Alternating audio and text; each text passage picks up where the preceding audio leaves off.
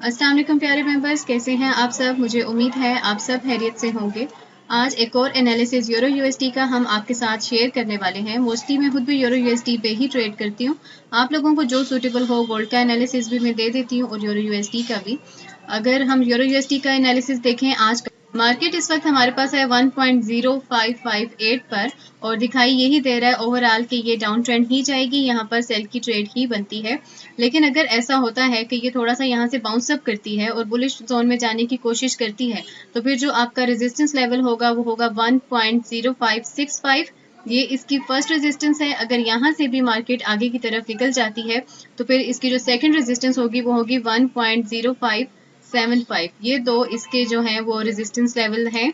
ये दोनों इसके रेजिस्टेंस लेवल हो सकते हैं अगर मार्केट बाउंस अप करती है और बुलिश फॉर्म में जाती है, लेकिन दिखाई यही दे रहा है ओवरऑल कि मार्केट हमारे पास यहाँ पर बेरिश ही जाएगी और सेल की ट्रेड ही बनती है। तो मोस्ट प्रोबेबली चांसेस यही हैं कि मार्केट 1.0565 को टकरा कर नीचे की तरफ आएगी और बेरिश फॉर्म में बेरिश जोन में जाएगी। और अगर ऐसा होता है, मार्केट डाउन ट्रेंड आती है, तो फिर जो इसकी सपोर्ट होगी, जो इसका फर्स्ट सपोर्ट लेवल है वो हमारे पास होगा 1.0539। ये इसका फर्स्ट सपोर्ट लेवल है। तो इसका मतलब कि आप यहाँ तक अपनी सेल की ट्रेड ले सकते हैं। इसके बाद अगर तो ये बाउंस अप कर जाती है तो फिर तो जाहिर है बुलिश चली जाएगी, लेकिन अगर ये अपनी इस सपोर्ट को ब्रेक कर देती है और डाउन ट्रेंड आने की कोशिश करती है तो फिर जो इसका नेक्स्ट सपोर्ट लेवल होगा वो होगा 1.0518।